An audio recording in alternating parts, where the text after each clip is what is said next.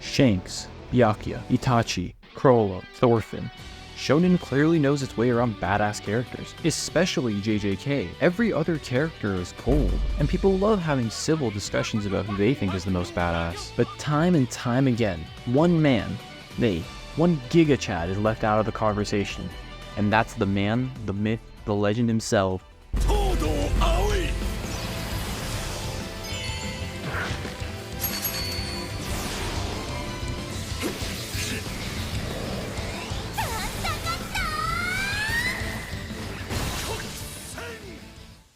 This is a man of great brilliance. His power has no bounds. You may think Gojo's the honored one, but my dear child, you are wrong. Because you see, Todo has the true limitless. His power only continues to grow with his illusions. The name of this technique? Limitless Delusion. Put some respect on Todo's name, because after the spectacle he put on display, we have no choice but to reaffirm our allegiance to the cult of Takada-chan.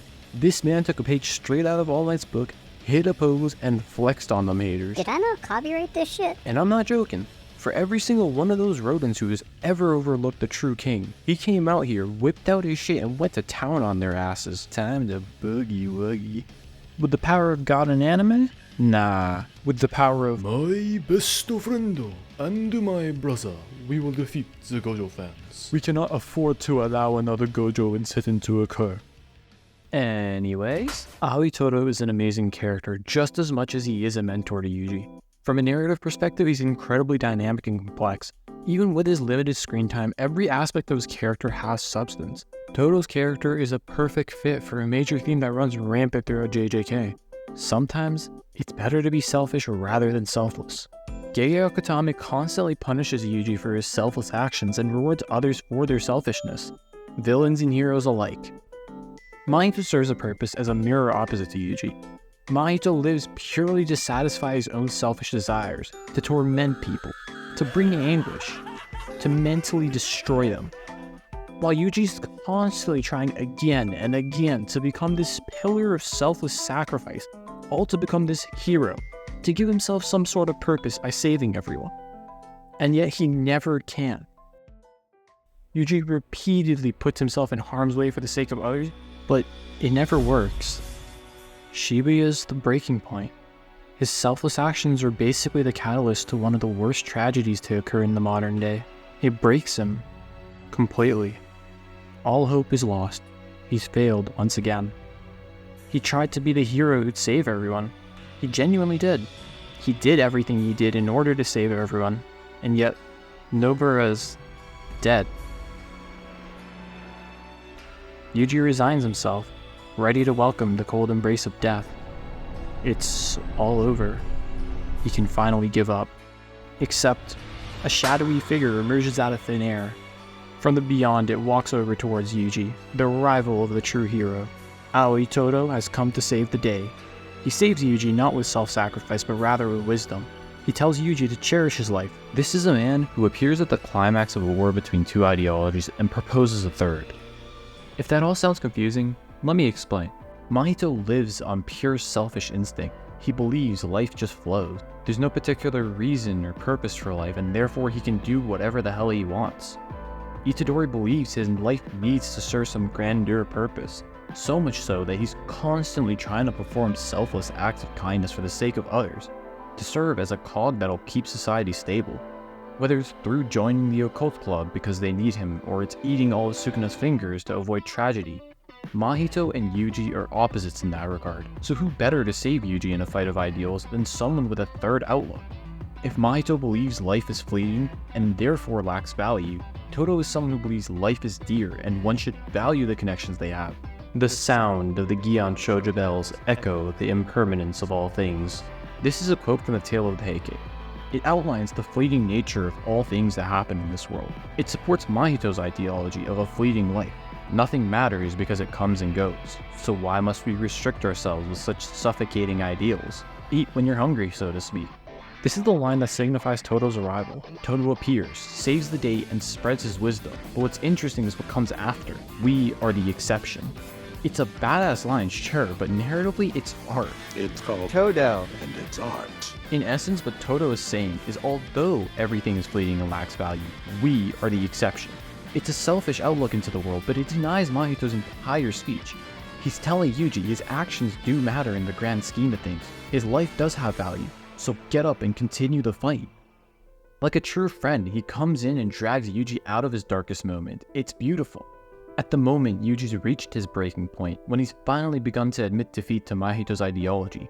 Todo swoops in and brings up another angle. Todo is a man that selfishly imposed his friendship onto Yuji. He's a man that loves living life, whether it's enjoying fake memories with his friends or imagining getting a Takata stand. For his own sake, for his own relationships, he swoops in last second and saves someone he considers his brother. He randomly started calling himself Yuji's brother, but he also acts like an older brother. His words serve as the catalyst to push Yuji forward. He's now finally able to get over his selflessness and absolutely put the fear of God into Mahito. And in the short run, it's great for Yuji. Yuji technically won in the clash of ideals against Mahito, but this only puts Yuji onto his path of destruction, and we'll get to that later. But first, let's take a look at something Todo's character seems to play heavily into, the hierarchy. It's something that fuels Gojo's selfishness and his entire relationship with Suguru. This is a theme that's brought up consistently throughout the story and is intertwined with the ego of Gojo and Geto. Their conflicting relationship, personalities, and goals are the result of the answers they came up with to solve the corruption. Gojo's answer was to nurture the youth so that a revolution may occur and overturn the current regime, while Suguru decided to completely reform the system by killing all the monkeys. What does this have to do with Todo?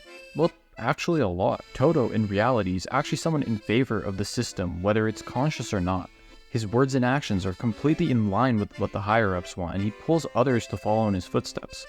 Todo's the type of guy to hype you up, encourage you, raise your spirits so that you never give up. But in the end, all it does is serve to make you function as a cog in the system. And I keep saying system, but what is this oh so elaborate system? It's mentioned a lot throughout the story, but basically, sorcerers are cogs in a system designed to maintain balance in the world. Humans create curses through negative emotions, and sorcerers mediate them through exorcism. The system relies on the sacrifice of the sorcerer's free will. They must kill without thinking.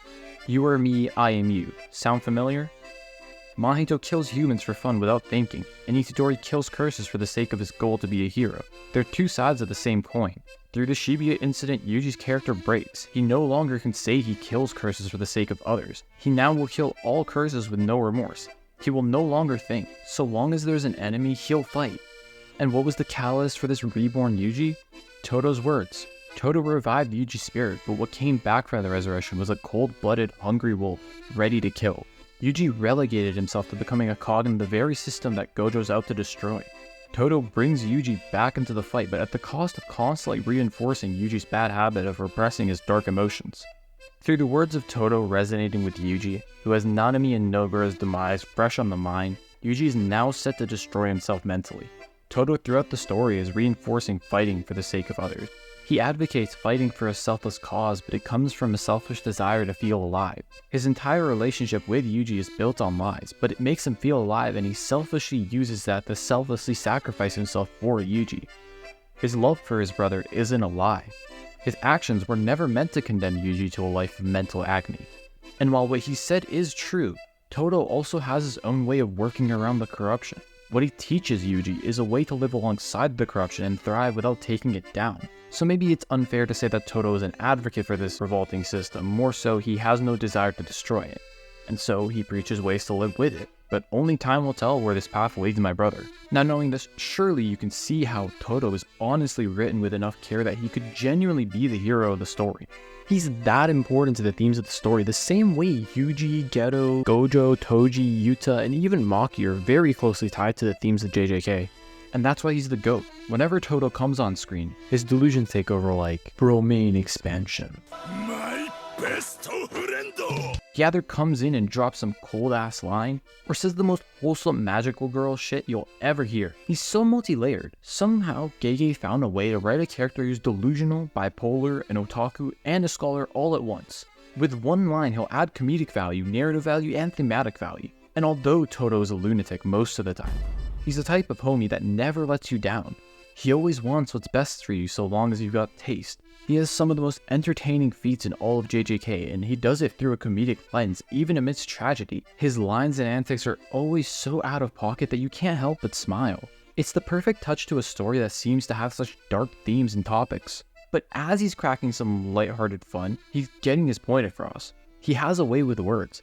Like, I didn't expect Todo to come out delivering a message while quoting a piece of philosophical literature, and managed to somehow crack a joke at the same time, and the anime nailed his character's comedic essence. We really are gonna have to form a rescue party because there's no chance Mappa's animators are cooking this and seeing their families anytime in the next 10 years. The animation is too damn clean. I mean, what do you expect? It's Mappa, yeah? They've been on it for years, but man, every time I see an episode that they've animated, it's just like an orgy for my eyes. That shit's raw too, no protection.